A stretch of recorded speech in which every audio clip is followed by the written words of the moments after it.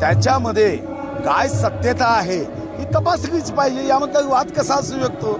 शेवटी कायदा हा पक्ष, जात, धर्म, रंग, वंश, वय, उंची, वजन याचा विचार करत नाही.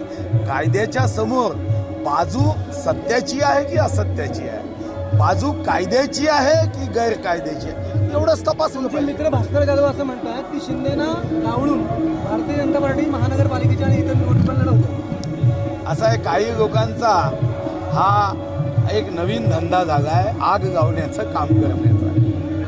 त्यांनी कितीही प्रयत्न केले, अंबुजा सिमेंटची भिंत तुटेल पण आमची युती कोणीही तोडू शकत नाही. पंकजा मुंडेंनी काल ती खंत व्यक्त केलेली आहे की अमित शहांजवळ खंत व्यक्त करणार आहेत. कुठेतरी महाराष्ट्रातले भाजपचे नेते त्यांना डावलण्याचा प्रयत्न करतात असं बोललं जातं. मला वाटतं की अशी असत्य माहिती देऊ नका. मी स्वतः काल पंकजाताईंशी बोललो. पंकजाताई मग म्हणाल्या की चॅनल्स वाले माझ्या वाक्याचा जो अर्थ आहे तो चुकीच्या पद्धतीने मांडतात. भाजप सोडण्याचा प्रश्नच उपस्थित होत नाही.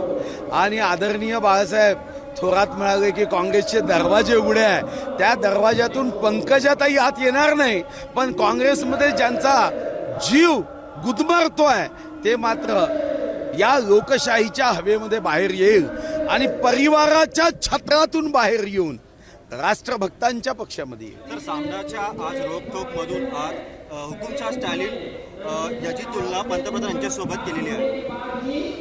आपल्याला सामन्यातून पंतप्रधानाचं कौतुक करेल असं वाटतं का? असा मुहूर्त निघेल? हे त्यांचं मुखपत्र आहे. शिवसेनेचं हे पॉम्पलेट आहे. या पॉम्पलेटमध्ये जर उद्या माननीय पंतप्रधानाचं कौतुक केलं तर संपादक पदातून सुट्टी होईल ना. संपादक राहील का जागेवर? त्यांना पंतप्रधानांना शिव्या दिल्यावरच त्यांचं पद बिना फेविकॉलनी मजबूत होतं. ते चांगलं वागतील का, चांगलं लिहितील का? त्यांना जगामध्ये भारतीय जनता पार्टीबद्दल काहीही चांगलं कधीच दिसू शकत नाही. जगातले सर्व नेते हे मोदीजींचं कौतुक करतील. एक महत्वाचा प्रश्न असा आहे, हे पंकजा कौतुक मुंडेंना करणार नेहमी असं का वक्तव्य करावं लागलं, असं का वेळ? नाही, तुम्ही त्याचा अन्वय अर्थ चुकीचा काढता. मी स्वतः पंकजाताईंशी बोललो आणि तुम्हाला विश्वास नसेल तर तुम्ही बोला ना.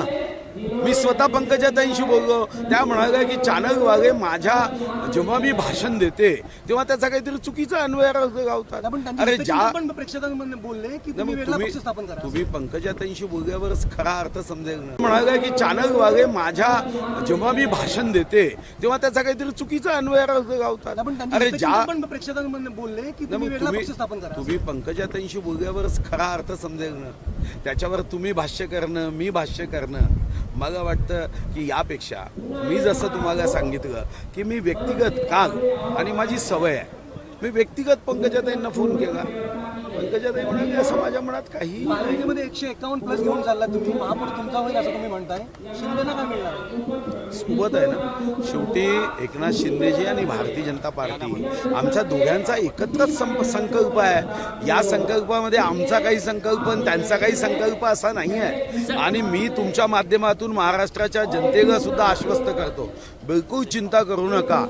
आमची युती कितीही नतद्रष्ट लोकांनी फोडण्याचा, तोडण्याचा, मतभेद निर्माण करण्याचा, मायावी विचार निर्माण करण्याचा, दृष्टबुद्धीनी युतीला नजर लागावी अशी वक्रदृष्टी लावण्याचा प्रयत्न केला तर ही युती, ये दोस्ती कभी नहीं टूटेगी.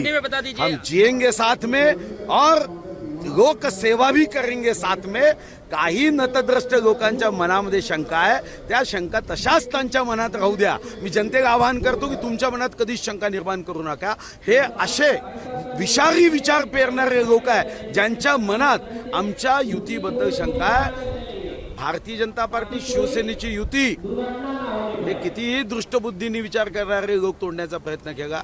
चॅनलवाल्यांनी कितीही प्रश्न निर्माण केले तरी ही युती तुटणार नाही. सर नाना पटोलेचे भावी मुख्यमंत्री म्हणून असे बॅनर लागतात. तुमच्यामध्ये ते एकमत करा. तुम्ही महाविकास आघाड़ी सारखे का हिंदी में बता दीजिए. आज आप नवी में आए हैं, गायत्री परिवार की तरफ से आयोजन किया गया है, क्या कुछ कहेंगे? ना और भारतीय जनता पार्टी की अलायंस अंबुजा सीमेंट से बनी हुई दीवार टूटेगी, सब कुछ ऑल इज वेल है. मगर ये युति टूटेगी नहीं. कुछ जहर फैलाने का काम करने वाले लोग हैं। मंथरा तो मर गई, शकुनी तो मर गया, मगर उनके मार्ग पे चलने वाले लोग तो अभी भी है जो मन में जहर खोलने का काम करते हैं। ये युति को कोई तोड़ नहीं सकेगा। ये जनता को भी मैं आश्वस्त करता हूँ, विश्वास रखो, हम राष्ट्र निर्माण के कार्य के लिए काम कर रहे हैं, समाज निर्माण के लिए काम कर रहे हैं। गरीबों के सम्मान में शिंदे और फडणवीस सरकार मैदान में, किसान और गरीब ये हमारे काम का केंद्र बिंदु है। बार बार ऐसा क्यों लगता है कि पंकजा ताई के बयानों से वो पार्टी में नाराज चल रही हैं, क्या है? ये आपको लगता है? कल मैंने पंकजा ताई से फ़ोन पे बात की, कोई नाराज़ी नहीं है।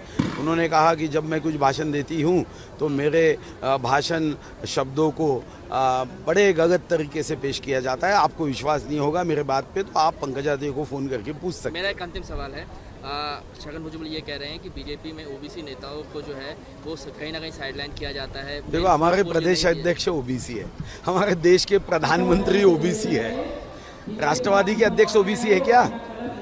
राष्ट्रवादी के पूर्व उप मुख्यमंत्री ओबीसी है क्या? जो ओबीसी नेता खुद को भुजबल साहब समझते हैं, कहाँ है भैया वो? अन्न नागरिक पुरवठा लेकर बैठे थे, कोई महत्व नहीं है। और वो हमको सिखा रहे देश के प्रधानमंत्री ओबीसी है, मगर प्रधानमंत्री जात के आधार पे कभी पत्ता नहीं खेलते राजनीति का। वो हमको सिखा रहे कि ओबीसी में भारतीय जनता पार्टी को स्थान नहीं। कुछ तो सोचना चाहिए। ऐसे झूठों से, ऐसे झूठे विचारों से ओबीसी भाई बहनों ने बचना चाहिए। ओबीसी प्रधानमंत्री बनने के बाद इनके पेट में दर्द है। कांग्रेस का प्रधानमंत्री कौन है? एक ब्राह्मण जो जानवा पहनता है, कहता है मेरा गोत्र दत्तात्रेय है, वो हमें सिखाएगा। राष्ट्रवादी का 22 वर्षों से अध्यक्ष कौन है? मराठा शरद पवार, वो हमें ज्ञान सिखाएगा कि ओबीसी को स्थान नहीं है। ओबीसी का सम्मान भारतीय जनता पार्टी में है। ये समझने की बात है, जनता ने भी समझना चाहिए। ये जो मायावी चेहरे लेके आए हैं, इनसे बचना चाहिए। ये इस देश को आगे बढ़ाने में ये हमारे सामने धोखा बन के आए। शेवटचा एक प्रश्न, विस्तार होत नाही स्पष्ट? विस्तार होईल ना, काय चिंता आहे? विस्तार हो, काही सुप्रीम कोर्टाच्या निर्णयासाठी थांब, तुम्हाला चिंता कशाची पडेल? काही काम तर चांगली होत आहे ना, चिंता करू नका, टेन्शन घेऊ नका, 2 वेळ चांगलं जेवण करा, कारण नसताना तुम्ही चिंतन आणि चिंता करू नका। विस्तार 100% होईल, सुखाने तुम्ही राहा आणि आम्हालाही राहू द्या। सर, नागपुरात म्हणतात की मुख्यमंत्री नाना पटेलांचे बॅनर लागले की बाबू मुख्यमंत्री कोणाचे? भावी मुख्यमंत्री म्हणून नाना पटोले यांचे नागपुरात व भंडाऱ्यात बॅनर लागले। आज म्हणून तर लहानपणी मुंगेरी लाल के हसीन सपने ही कथा आपण ऐकायचो ना, मुंगेरी लाल के हसीन सपने। आणि मराठीत किती सुंदर कविता आहे, गणपतवाणी बिडी पितांना चावायचाच नुसती सकाळी, मनाशीचा अन म्हणायचा की या जागेवर बांधीन पाडी। आता माडीच्या ऐवजी काही लोक बोर्ड गाऊन मी भावी मुख्यमंत्री आहे, बोर्डानी मुख्यमंत्री होता येत नाही, मुख्यमंत्री व्हायचं तर जनतेच्या हृदयामध्ये स्थान निर्माण करावं लागतं। बोर्डावर फोटो गाऊन मुख्यमंत्री होता आलं असतं तसं सोपं होतं। आपल्याला जनतेच्या हृदयामध्ये आपल्याला आपलं स्थान निर्माण करावं लागतं। नाना पटोलेजी माझे अतिशय निकटचे मित्र आहे, कारण भारतीय जनता पार्टीमध्ये ते होते, माझ्या बाजूला बसायचे। त्यांची इच्छा मुख्यमंत्री व्हायची असेल तर पहिल्यांदा त्यांना महाविकास आघाडीतून बाहेर पडावं लागेल, टाटा बाय बाय करावं लागेल, कारण अगोदरच त्यांच्या या महाविकास आघाडीमध्ये इतके लोक मुख्यमंत्र्यांचं स्वप्न पाहत आहे, किंवा संविधानामध्ये आपल्याला तरतूद करावी लागेल, 1 अनार 100 बीमार। तर अब 100 बीमार को 1 अनार नहीं 100 अनार, तसं स्वप्न पाहणाऱ्यांसाठी 7व्या मजल्यावर 10-20 खुर्च्या टाकाव्या लागतील। मुख्यमंत्री म्हणून तिथं एक चिन्ह चिटकवावं लागेल, सर्वांना बसवावं लागेल। गाडीच्या स्टेअरिंगवर जेव्हा महाविकास आघाडीचे 10 मुख्यमंत्री बसतील तेव्हा ते गाडी पेट्रोल खर्च करेल, स्टेअरिंग हगेल, गिअरमध्ये मात्र कधीच पडणार नाही। सर, यही हिंदी में बता दीजिए, नाना पटोले के मुख्यमंत्री वाले पोस्टर लगे, इससे पहले हमने देखा था कि अजित पवार के पोस्टर लगे हैं, एनसीपी में कई सारे नेताओं के, ये मुख्यमंत्री के पोस्टर महाविकास आघाड़ी के नेता जो हैं वो अपने अपने नेताओं के लगा रहे हैं, क्या कहेंगे इसको? देखो, ऐसा है, मुंगेरी लाल के हसीन सपने, ये कहानी आपने पढ़ी है। अब यहाँ पे 1 अनार 100 बीमार, यहाँ पे 100 नेता और 1 कुर्सी है। अब संविधान में बदल के लिए ये लोकसभा में जब आएगा तब संविधान के लिए ये काम करे कि महाराष्ट्र को विशेष दर्जा दिया जाए और महाविकास आघाड़ी को 1 मुख्यमंत्री नहीं, मंत्री 4 करो और 10 मुख्यमंत्री करो। इनको तो लूटना है महाराष्ट्र को, और इसलिए ये सब लोग मुख्यमंत्री बनने की चेष्टा करते हैं, चिंतन करते हैं कि हम सब मुख्यमंत्री बने। अब नाना पटोले को बाकी लोग तो मुख्यमंत्री बनने से ना ना ना ना कह रहे, तो इनको तो महाविकास आघाड़ी से बाहर निकलना होगा। अब उनको गुड बाय करना होगा, उद्धव जी को कहना होगा कि उद्धव जी तुम्हारे नेतृत्व में तो महाराष्ट्र उद्ध्वस्त हुआ है, तो तुमको टाटा बाय बाय।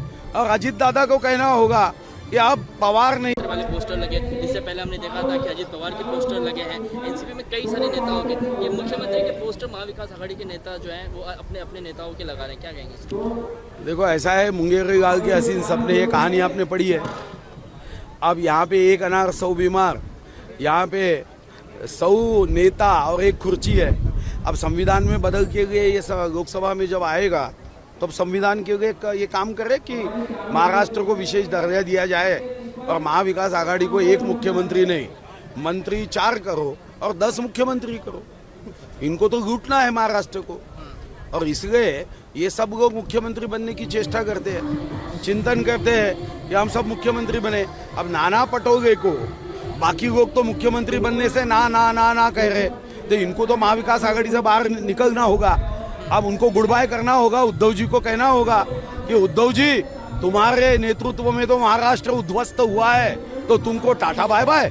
और अजित दादा को कहना होगा कि अब पवार नहीं, नाना पटोले मुख्यमंत्री बनेंगे। अब उनके बोर्ड लगे हैं, बोर्ड से कोई मुख्यमंत्री बनता तो मुझे लगता है हर चैनल वाला कैमरा लेकर अपना अपना एक बोर्ड लगा देता, मैं मुख्यमंत्री बनूं। ऐसा होता है क्या? लोगों के हृदय में अपने कामों का चित्र लगाना होता है। बोर्डों पे चित्र लग के मुख्यमंत्री बनता तो फिर तो 6वें मंजिल पे कई मुख्यमंत्री दिखते थे। जे अगदी शेवटचा प्रश्न आहे की ठाकरे गट अर्थात ही शिवसेना आणि भारतीय जनता पार्टी पुन्हा एकत्र येईल असं चित्र दिसेल महाराष्ट्रात? शिवसेना आणि भारतीय जनता पार्टी एकत्र आहे, सोनिया सेना आणि भारतीय जनता पार्टी आता कधीही एकत्र येऊ शकत नाही।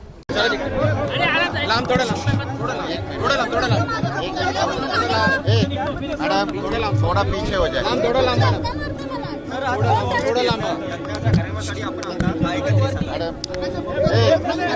गायत्री परिवाराच्या माध्यमातून 23 जानेवारी 2024ला हा अश्वमेघ यज्ञ वैचारिक चिंतन मंथन, समाज निर्माण करण्याचं कार्य जेव्हा चांगल्या मनाचं आणि वाईट मनाचं द्वंद्व होतं, तर चांगल्या मनाला ऊर्जा, शक्ती, उत्साह प्राप्त व्हावा।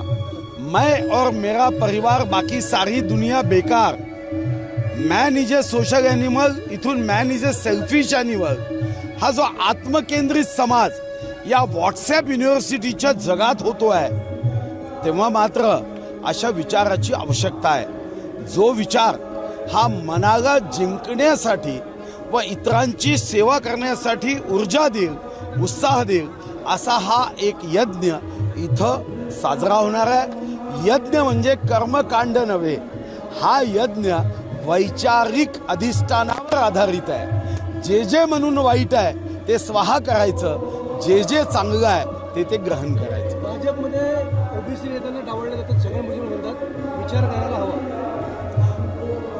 मला तर भुजबळांनी विचार केला पाहिजे की राष्ट्रवादीमध्ये ओबीसी नेत्यांना अन्न नागरी पुरवठा विभागासारखे खाते दिले जातात आणि चांगली खाती ही जयंत पाटील, चांगली खाती अजित पवार, आणि म्हणून आमची चिंता करू नका।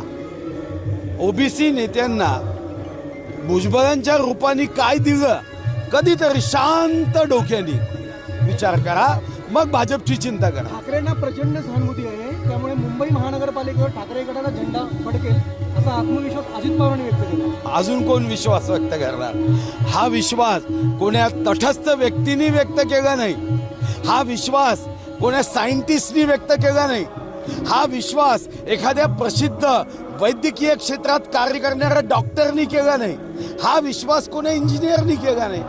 सत्तेसाठी काही पण योच खुर्ची पाहिजे अशा नेत्यांनी व्यक्त केला। पण यांच्याकडून काय अपेक्षा आहे? अजित पवारांनी विश्वास व्यक्त करणं माझ्या दृष्टीने याला काय किंमत आहे? सर नांदेडमध्ये जी घटना घडली आहे त्यावर आता वंचितने कारवाईची मागणी केली आहे. नाही, वाईट असेल तिथं कारवाई झाली पाहिजे. घटना कोणतीही असो, त्याच्यामध्ये पहले यज्ञ किया जाता था वो अपने राज्यों की सीमा बढ़ाने के लिए, सम्राट बनने के लिए, मगर ये यज्ञ व्यक्ति निर्माण, समाज निर्माण और राष्ट्र निर्माण के लिए किया जा रहा है.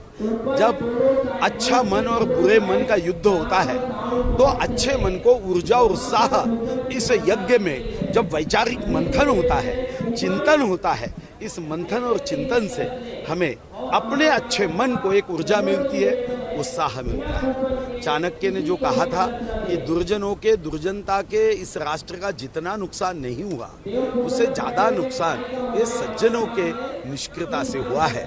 तो ये यज्ञ से सज्जन शक्ति को हम एकत्रित करते हैं, संगठित करते हैं, अच्छे विचारों का मंथन करते हैं, विषारी विचारों को प्रवाहित करने वालों को रोकने का काम करते हैं और विश्वनायक, जननायक, युग पुरुष, राष्ट्र गौरव प्रधानमंत्री नरेंद्र मोदी जी का जो संकल्प है वसुधैव कुटुंबकम, आज विश्व अशांति के मूड में जा रहा है, उसे शांति का मार्ग ही कहीं से मिल सकता है तो ये देश के आध्यात्मिक विचारों की गंगा से ही मिल सकता है.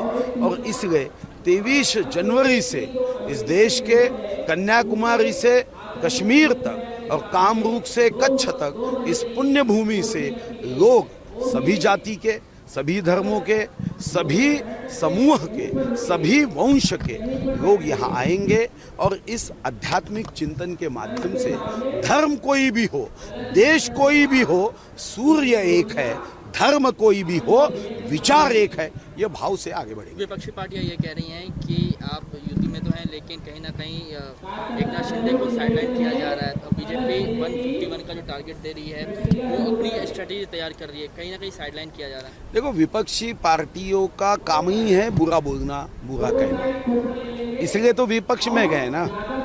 आज उन्होंने जो काम किया, गद्दारी की, उन्होंने जनादेश का अवमान किया, राष्ट्रवादी और कांग्रेस को छिड़कार दिया था, फटकार दिया था, मगर भारतीय जनता पार्टी के साथ तब की शिवसेना और अब की सोनिया सेना, इन्होंने जो धोखा दिया वो धोखा के खिलाफ यहाँ पे श्री एकनाथ शिंदे जी ने गद्दारों को सबक सिखाने के लिए खुददारी का साइड लेकर काम किया है और वो अभी जहर फैलाने का काम करते हैं. शिंदे जी की शिवसेना और भारतीय जनता पार्टी की एबीपी माझा, उघडा डोळे बघा नीट.